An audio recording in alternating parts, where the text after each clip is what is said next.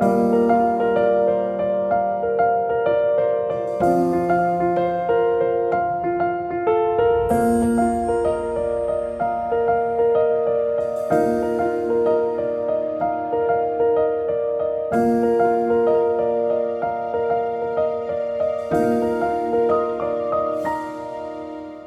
estamos para nuestra audiencia televisiva. Qué bueno que nos está sintonizando ahí en su medio de comunicación, sea la televisión, el Facebook Live, el Spotify o el YouTube, cualquiera de las plataformas que usamos para transmitir este mensaje.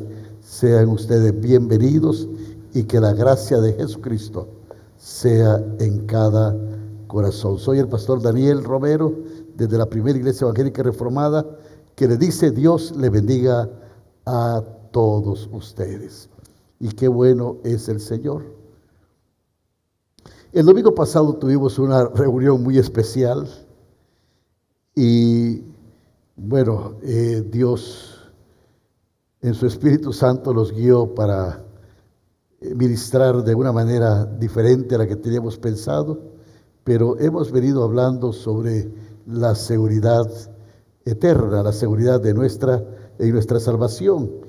Y uno de los hechos y una de las cosas que hemos estado hablando es acerca de que si verdaderamente es verdad que somos salvos y que la salvación no se pierde, que la salvación es eterna, lo cierto es que hay consecuencias cuando nosotros pecamos.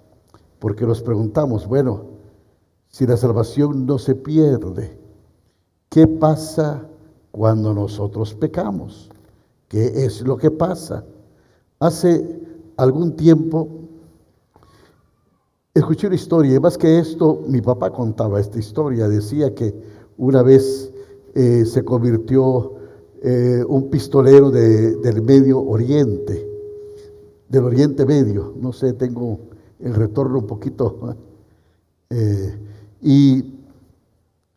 Y él predicaba y se hizo evangelista, se convirtió y se hizo evangelista.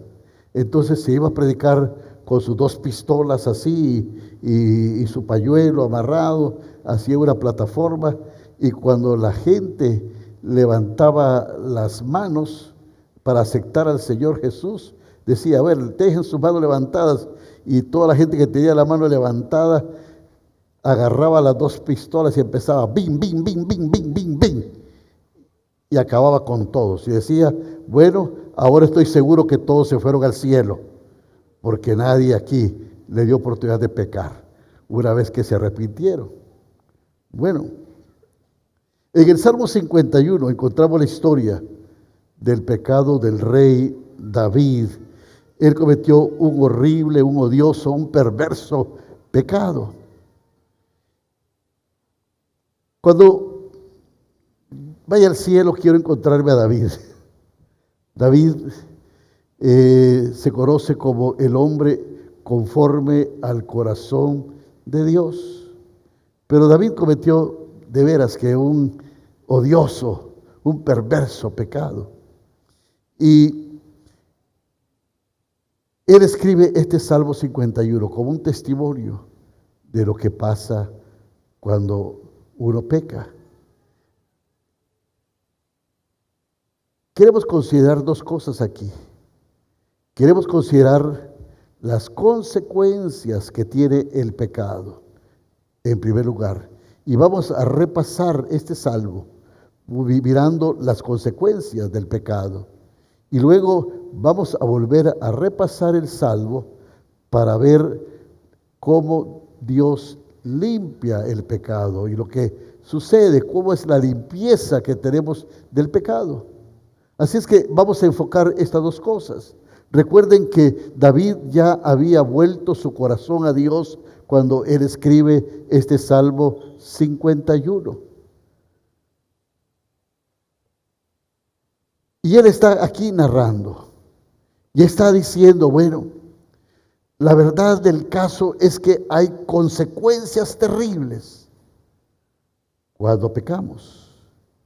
Así que este Salmo 51 comienza diciendo: Ten piedad de mí, oh Dios, decía el salmista, conforme a tu misericordia, conforme a la multitud de tus piedades, borra mis rebeliones.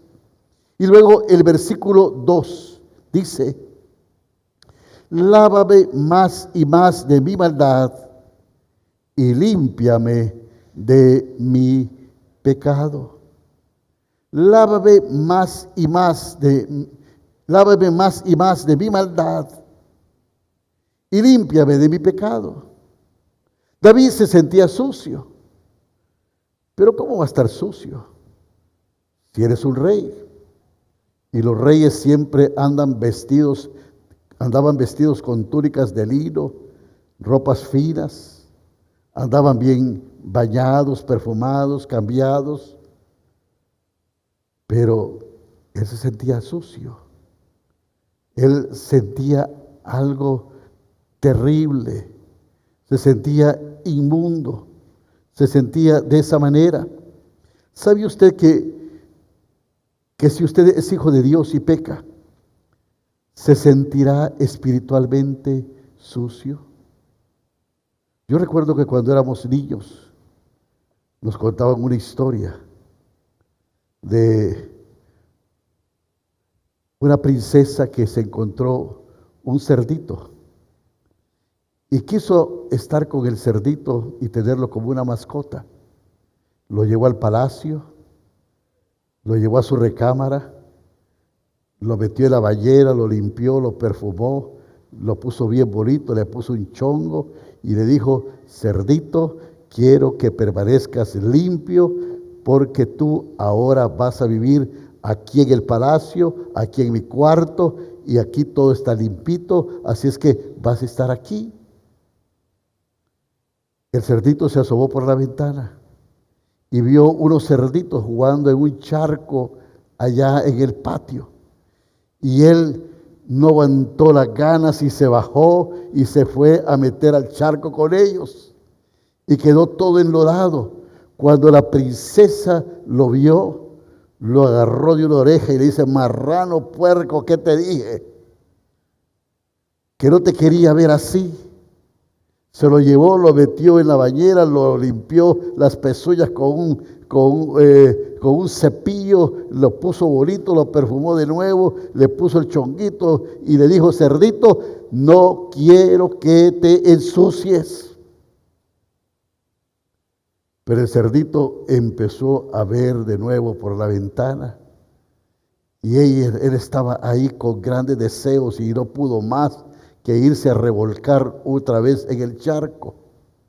Así es que la princesa lo agarró de las dos orejas ahora, lo llevó, le pegó un par de nalgadas y le dijo, mira cerdo, si te volvés a ir a ensuciar, te voy a hacer chicharrón. Así es que ahora aquí te voy a bañar, te voy a cambiar y no quiero que te vuelvas al charco. El cerdito tenía ganas de ir al charco y se puso a llorar porque tenía esas ganas. Y apareció el hada madrina y le dijo, cerdito, ¿por qué estás llorando? ¿Por qué estás tan triste? Es que yo tengo deseo de irme a meter a ese charco, a ensuciarme. Pero me dijo mi ama, la princesa, que si yo me meto ahí me va a hacer chicharrón y estoy triste por eso.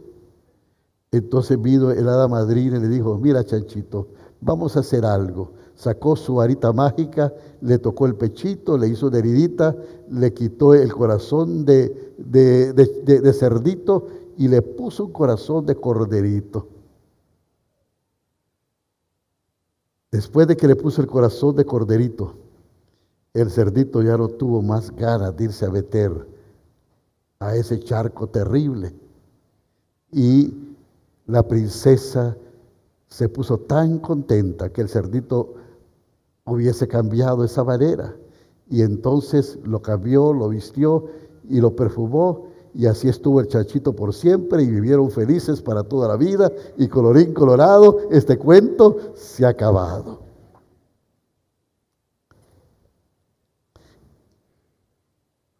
El Señor nos cambió el corazón. Y cuando nosotros vamos y ensuciamos lo lindo que Dios ha hecho, nos sentimos sucios, nos sentimos mal. Y así se sentía David. Pero no solo se sentía sucio. Dice el versículo 3, y David sigue diciendo, porque yo reconozco mis rebeliones y mi pecado está siempre delante de mí. Mire esta frase, mi pecado está siempre delante de mí. Este pecado domina mi mente, me sigue todo el tiempo. Siempre estoy pensando en eso. El Espíritu Santo, hermanos, nos hace presión, nos deja ahí y nos hace sentir las cosas. Es posible que David iba a hacer alguna tarea y se distrae un poquito, pero cuando llega a su casa y se acuesta, esa falta, eso que hizo, está presente allí. Y David dice, mi pecado siempre está delante de mí. Una prueba que usted es un hijo de Dios es que el Espíritu no lo deje tranquilo con su pecado. Que usted siente cuando cometió una falta, que usted está ahí. Cuando usted no es un hijo de Dios y peca, no pasa nada. Tal vez se siente mal por lo que el pecado que cometió le va a cometer, a hacer a usted mismo. Pero sabe que cuando usted peca es una afrenta a Dios y se siente mal. Lo tiene allí. Y David dice, es algo que no lo puedo sacar, lo tengo allí en mi mente. Me persigue. No puedo dejar de pensar en eso, en su corazón y en su vida. Tiene ese pecado que no lo deja, que no lo suelte, que está causando una herida profunda y que lo atormenta. Y sigue diciendo el versículo 4 y dice, contra ti he pecado y he hecho lo malo delante de tus ojos, para que sea reconocido justo en tu palabra y tenido por puro en tu juicio. Concentrémonos en la primera parte. Contra ti he pecado. ¿Contra quién pecó David? Bueno, pecó contra su propio cuerpo, cometió adulterio. Pecó contra su familia. Pecó contra la nación que lo tiene como rey. Pero David dice, contra ti he pecado y he hecho lo malo delante de tus ojos. David está diciendo, Señor, yo sé que tú me mirabas. Yo sé que de ti no me puedo esconder. Yo sé que tú me estabas viendo. Contra ti, Señor, contra ti he pecado.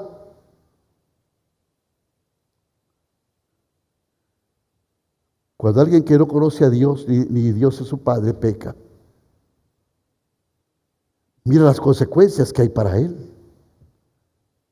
Una enfermedad, qué peligro tiene. Pero David decía, no, es contra Dios. Él mira el pecado como lo que es, una afrenta a Dios. Y de esa manera lo mira. Sabe que de Dios no se puede ocultar, que Dios lo mira todo, que Dios estaba presente, que Dios estaba ahí para mirarlo. Y dice, Señor, yo me siento así, siento que te he ofendido a ti, me siento mal.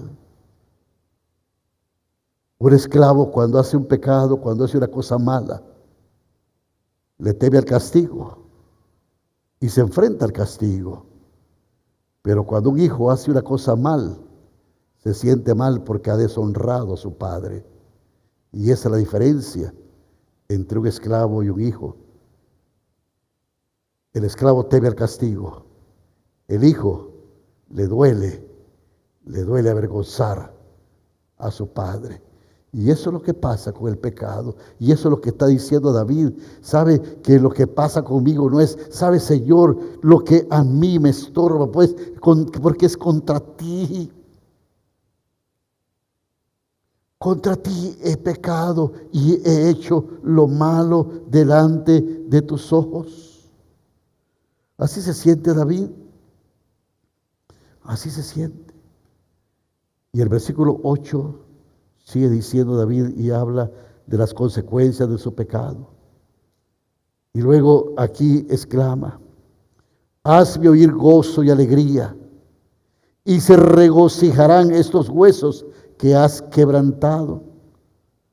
Lo que vemos aquí es que David está deprimido,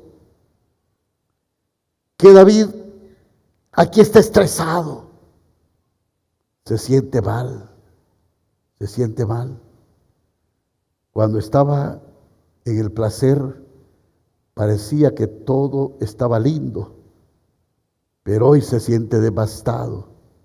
Bien dice Proverbios capítulo 20, versículo 17, un versículo que es clave aquí.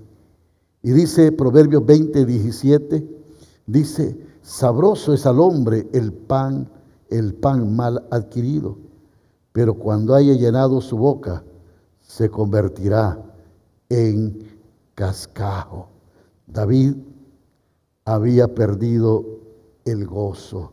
Por eso, mire el versículo 12, dice: devuélveme el gozo de tu salvación. Observe que no dice aquí: restaura mi salvación. Dice: devuélveme el gozo de tu salvación. David no tenía gozo, no tenía gozo. Se sentía la persona más miserable. Sabe que el pecado lo hace a uno miserable. Las consecuencias del pecado hace que las personas se sientan de esa manera, sin gozo, sin gozo. No tiene gozo. Ahora, hay una diferencia entre gozo y regocijo, o gozo y alegría. La alegría es consecuencia de las circunstancias que tenemos. Estamos pasando un momento feliz, un momento grato, estamos en una fiesta, estamos con unos amigos, estamos en una conversación con algo que nos causa risa, estamos alegres, nos estamos riendo, nos mordemos las orejas de la risa. Y ahí estamos.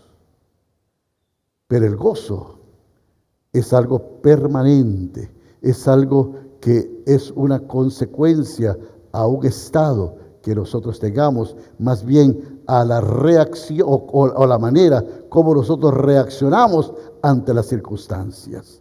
Y aquí está el gozo. Usted quiere saber cómo es una persona, dele un empujón y mire cómo reacciona. Mire cómo reacciona. Métasele delante de la fila y mire cómo reacciona. Yo conozco hermanos que van manejando el carro y hermanos van vociferando y van diciendo toda clase de cosas y van diciendo aquí y por allá. Mire que alguien cometa algo, ¿sabe qué? No mire sus acciones, mire sus reacciones. Y de la manera como reacciona, usted va a saber lo que es. Y sabe que el gozo es un estado que nosotros reaccionamos de una manera que confiamos en Dios. La Biblia dice que el gozo del Señor es nuestra fortaleza. Es nuestra fortaleza. Si demos un aplauso, digamos, qué lindo es tener el gozo del Señor. Pero ¿sabe qué es lo más precioso? Que podamos tener alegría y podamos tener gozo al mismo tiempo. Que cuando nos reunimos acá podemos aplaudir, podemos decir: yo me siento alegre con los cantos, yo me siento alegre en la presencia de Dios, pero también siento gozo a pesar de los problemas, de las circunstancias, de lo que esté pasando. La Biblia dice que Jesús Fue un varón experimentado en quebranto, que Jesús lloró. Pero una de las cosas que usted también ve en la Biblia es que Jesús siempre estuvo con gozo. El gozo nunca faltó. Y cuando Él ora por sus discípulos, dice al Padre: Padre, que el gozo que yo tengo, ellos también lo puedan tener. Y Jesús ora para que nosotros seamos llenos de gozo. Pero ¿sabe qué? David había perdido ese gozo. Había perdido la alegría, el gozo. Tenía una vida así. Lo que está diciendo es que el gozo debe ser constante, sin importar lo que cualquier persona haga. Así es que esto es lo que estamos hablando en esta mañana. El apóstol Pablo, por eso es que podía decir, estando en la cárcel, en Filipenses capítulo 4, versículo 4, decía: regocijaos en el Señor siempre. Otra vez digo, regocijaos. Porque el gozo del Señor es la fortaleza, el gozo es constante y es nuestra fortaleza. La felicidad es como un termómetro que registra la circunstancia. El gozo es un termómetro que controla las circunstancias. Es maravilloso cuando usted puede experimentar al mismo tiempo ese gozo y esa felicidad. Y esto es lo que estamos hablando. Pero qué triste que el pecado viene a estropear estas cosas, y las circunstancias del pecado es esa pérdida de gozo. Pero también el pecado enferma el cuerpo. El pecado sin arrepentimiento puede hacer que su cuerpo realmente esté enfermo. Vea de nuevo lo que dice el versículo 8. Dice: hazme oír gozo y alegría, y se regocijarán estos huesos que has quebrantado. Recuerde que esto es poesía. No está hablando de una manera literal. No es asunto que David tenía los huesos quebrados. No, esta es una figura. Es como cuando alguien le pregunta: ¿y usted cómo está? Bueno, yo me siento reventado, estoy reventado, o estoy aplastado, me siento oprimido. No es que está oprimido, pero se siente de esa manera, y el Espíritu Santo lo va a oprimir. El Espíritu Santo va a poner presión en usted para que usted esté consciente de que hay algo que no está bien en su vida, que hay algo que está mal, que hay algo que no es correcto. Y esto es lo que estamos hablando. Alguna vez usted ha dicho: me aplastó, esto me mató, esto. No es que usted está muerto. ¿Sabe qué? Dios le está diciendo: voy a poner presión en esto.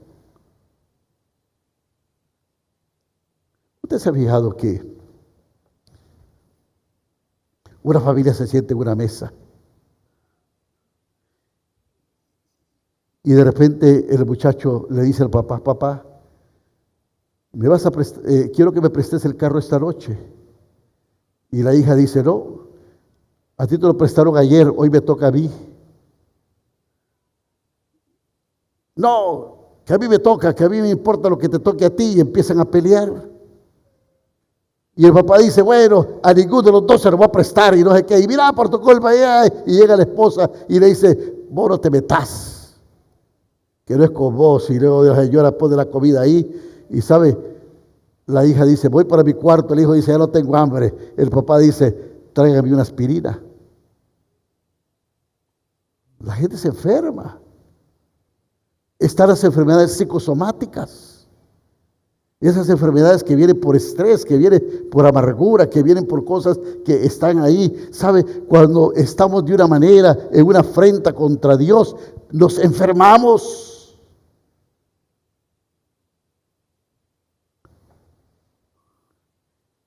Y David se siente así. Se siente de esta manera. Eso es lo que hace el pecado. El pecado estropea el espíritu. Ciertamente el pecado degenera el espíritu. David dice, versículo 10, está hablando aquí y dice: crea en mí, oh Dios, un corazón puro y renueva un espíritu recto dentro de mí. Crea en mí, oh Dios, un corazón limpio y renueva un espíritu recto dentro de mí, está diciendo David aquí. Le voy a hacer una confesión. Si a mí me tocara viajar o andar con una persona, preferiría andar con un inconverso que un cristiano amargado. ¿Sabe por qué? Porque los cristianos amargados son criticones. Son criticones. La consecuencia del pecado es muchas veces que vengamos aquí a la iglesia a criticar, a especular, a ver qué pasa, a observar y a ver. Y en toda congregación hay mucho que criticar. Hay muchas cosas que tal vez no pueden estar tan bien, pero la persona no viene para estar centrada en Dios. Su pecado no le deja ver a Dios. Su pecado lo vuelve un criticón, está centrado en las demás personas, ha apartado su mirada de Dios y la ha puesto en las cosas que otros hacen. Y la gente que va como va, ve aquel, yo lo vi allá, no, este es un... Y empezamos a criticar, somos un criticón. David era así, David era un criticón, se volvió así. Él dice: mi espíritu está amargado, está amargado, este espíritu que tengo no es bueno.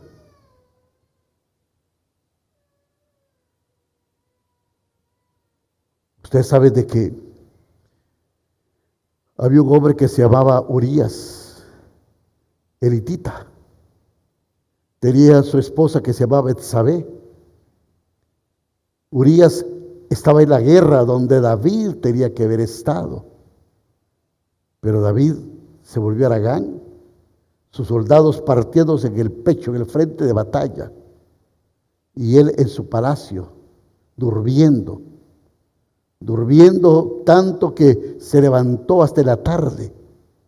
Ya en la tarde salió ahí al balcón de su palacio y allá una vecina que se estaba bañando, una mujer que se llamaba Betsabé, esposa de Urías, y David la deseó. Mandó a Urías como carne de cañón al frente de batalla para que lo mataran. Lo mataron y David vio la oportunidad para quedarse con su esposa y se quedó con ella. Ya antes la había traído a estar con él y le gustó mucho y mató a su esposo para quedarse con ella. Así es que llega el profeta Natán, un profeta que a mí me gusta mucho. No sé por qué no hay un libro en la Biblia de Natán, pero Natán como que le gusta usar mucho la psicología y va donde David y le dice: David, tengo algo que decirte para que tú lo juzgues. Un hombre tenía mucho ganado, tenía muchas ovejas, tenía ganado de todo tipo. Era un hombre muy rico. Y su vecino era un hombre pobre que tenía una corderita, una sola corderita que era como una hija de él, que participaba de su mesa. Y quería mucho a su corderita. Un día llegó un amigo a visitar a este hombre rico. Y este hombre, para servirle de comer, en vez de ir a su ganado, a la multitud, al montón de ganado que él tenía, se fue y se robó la corderita de su vecino y se la asó a su amigo. ¿Qué cree David que este hombre merece? Y David pegó un salto de su trono y rápidamente dijo: a ese hombre hay que hacerle 4 veces más de lo que él ha hecho. Natán le dice: David, ese hombre eres tú. Ese hombre eres tú. Ese es el espíritu que se tiene cuando alguien está en pecado. Ese espíritu de esa reacción, de valorar las cosas, de ver las cosas de los demás, pero no ver las cosas de uno, de ver el otro, de ver la paja, la paja en el ojo del vecino, pero no ver la viga que está en nuestro propio ojo. Aquel hombre de la historia se había robado un corderito. Él se había robado la esposa de otro hombre. Aquel había matado a un hombre, un ser humano. El otro solo había matado la corderita. Pero este criticón miraba más lo que otro pasaba que lo que pasa con la vida de uno. Y eso es consecuencia del pecado. El pecado nos lleva a tal extremo que nosotros no nos miramos y lo que hacemos es justificarnos mirando a los demás y empezar a criticar. Pero han perdido un espíritu recto, puro, porque no puede ver pureza. Y esto es fácil de entender. Y por último, el pecado destruye el testimonio.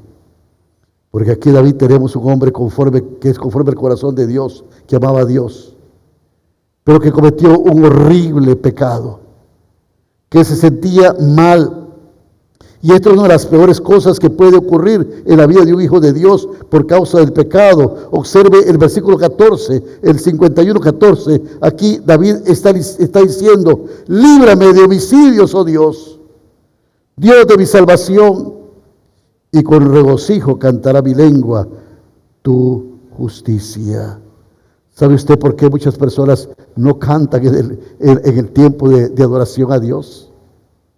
Porque a mucha gente le cuesta levantar las manos. Porque a mucha gente le cuesta adorar a Dios. Porque su lengua está apagada, está seca, está vacía. No hay algo del Espíritu que lo llene. No hay algo de la presencia de Dios que esté allí para alabarle, para adorarle. El pecado hace que todo esté seco dentro de él. Y David decía: Señor, abre mis labios y proclamaré mi boca tu alabanza. David no estaba alabando a Dios porque sus labios estaban sellados. Y no es que le pusieron goma, es que no sentía la alabanza, no sentía la presencia de Dios. No sentía. Por eso el versículo 12 y el 13, David está hablando y dice: vuélveme el gozo de tu salvación y espíritu noble me sustente. Entonces enseñaré a los transgresores tus caminos y los pecadores se convertirán a ti. No había alabanza, pero tampoco no había testimonio. No había testimonio. No había almas ganadas para Cristo. No había nada. Una vez escuché al pastor Adrián Royer decir: ¿quién le hace más daño a Dios? ¿Un inconverso o un hijo de Dios que esté en pecado? Bueno, decía él, una prostituta, un narcotraficante, un corrupto, todo el mundo sabe que lo son. y no le hace daño a Dios. Pero un cristiano que anda lejos de la presencia de Dios, que anda en pecado, ese sí le hace daño a Dios y le hace daño a la iglesia.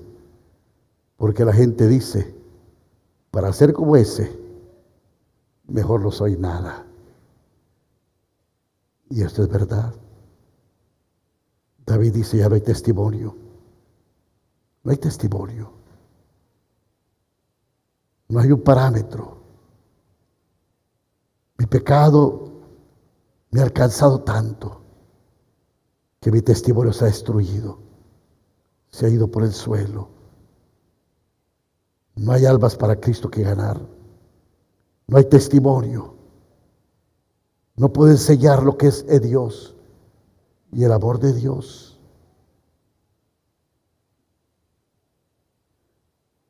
No hay nadie que venga a Cristo por causa mía. Y David se siente así. Y todo esto es consecuencia del pecado. Hermanos, hay dos clases de cristianos: los ganadores de Cristo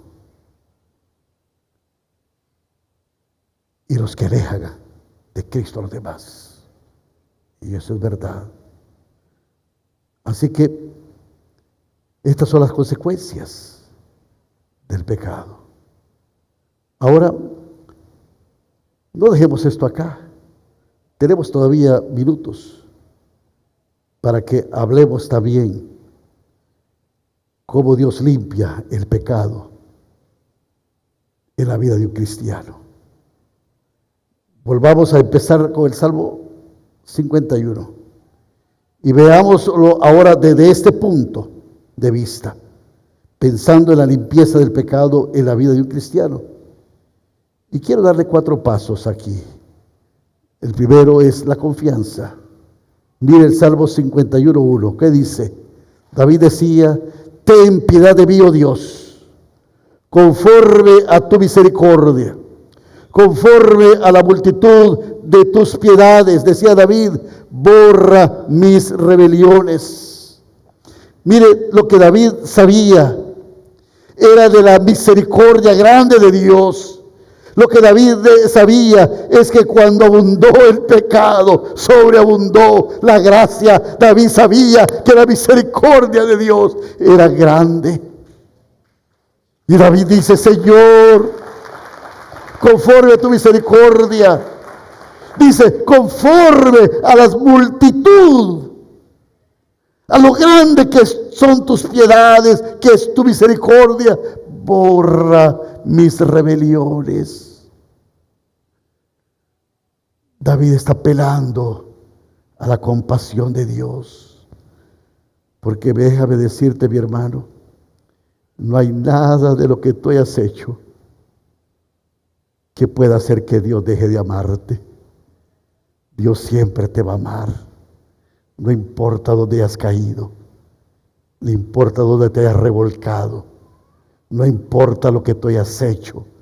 Dios no vino aquí para restregarte tus errores en la cara. Dios vino aquí para amarte. Dios quiso aquí para restaurarte. Dios quiso para mostrarte su misericordia y su compasión.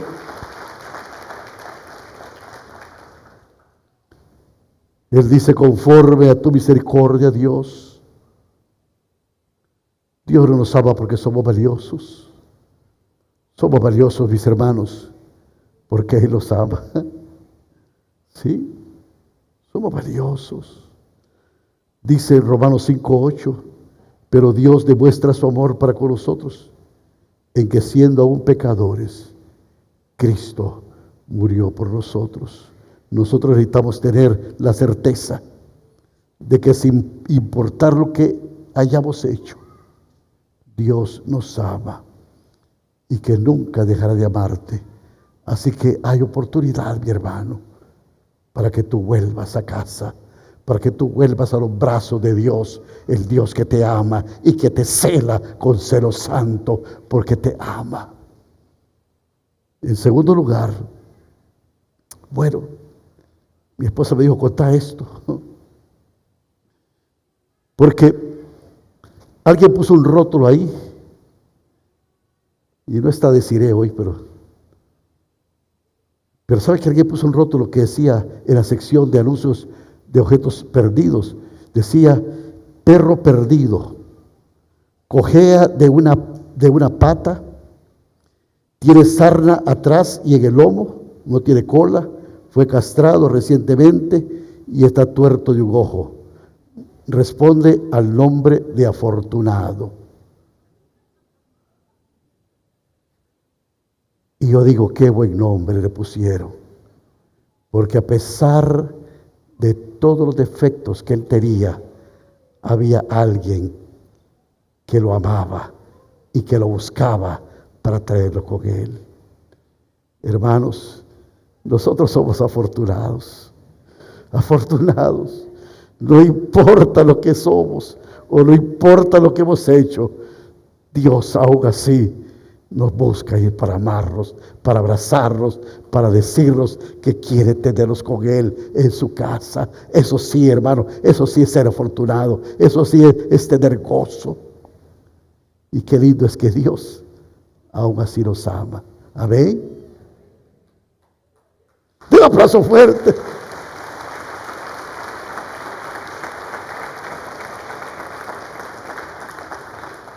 Me confieso que a mí más que aplaudir me da ganas de llorar, de saber cómo Dios nos ama, a pesar de lo que somos. Porque ¿quién soy yo para que el Rey por mí muriera? ¿Quién soy yo para que en cruenta cruz Él fuera a sufrir? Y nunca voy a comprender cómo Él me amara tanto a mí. Y en cruenta cruz Él fuera fiel. Y me amara tanto. Eso es verdad.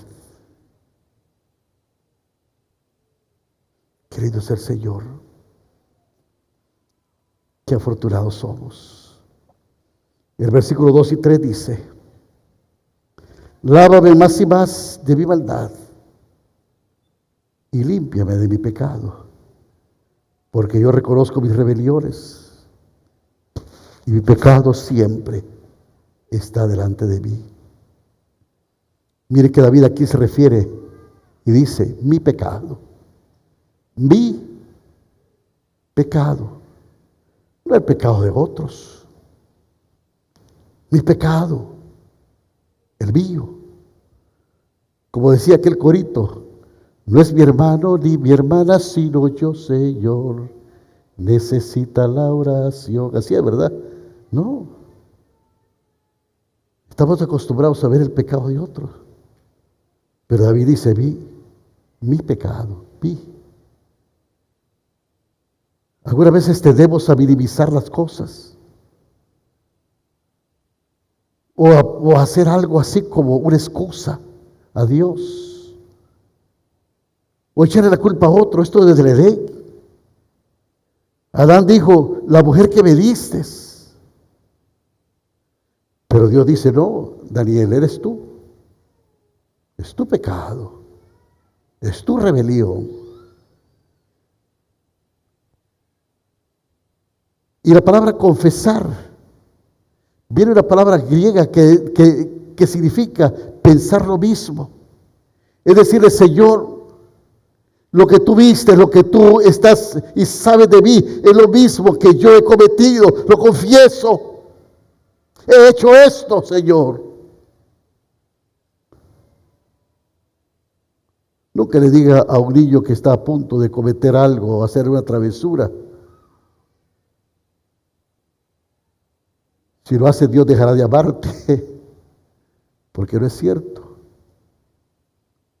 Pero nosotros tenemos que ser específicos y debemos decirle, Señor, este es el pecado que he cometido. Tú lo conoces, tú lo sabes. Algunas veces tendemos a orar y a decir, Señor, cualquier cosa que yo haya hecho, Padre, perdóname. No se ora así. Se le dice, Señor, este es mi pecado. Esto es lo que me atormenta. Esto es lo que está delante de mí. Esto es lo que me quita el gozo y la alegría. Esto es lo que está estorbando mi vida, este pecado que nadie sabe, esta relación oculta, esta situación, este hábito. Yo te pido perdón.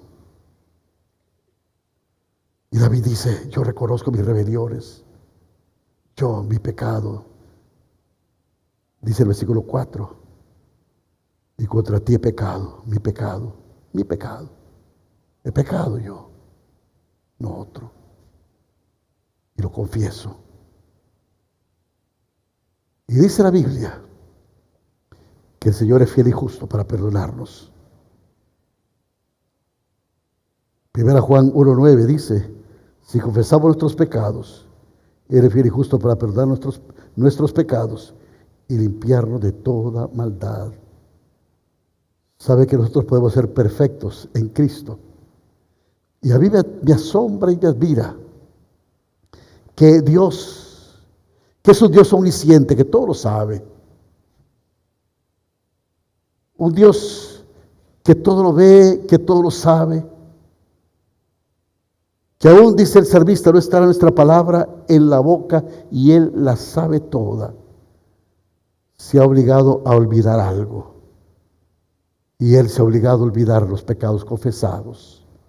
Él dice, nunca más me acordaré de ellos.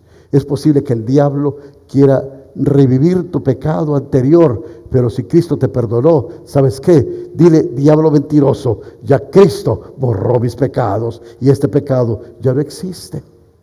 Y si tú oras a Dios y le dices, Señor, es que quiero confesarte, y el Señor te va a decir, ¿qué pecado? ¿De qué me estás hablando?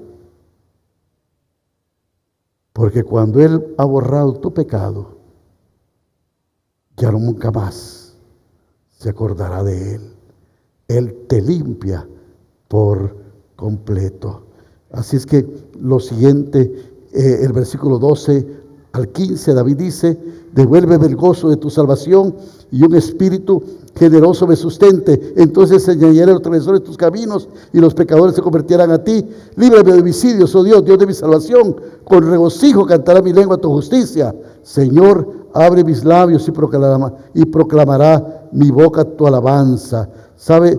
Es como que David está diciendo, Señor, pon mis pies en el camino correcto. Pon en el sendero correcto. Señor, estoy aquí porque me estoy llenando de ti.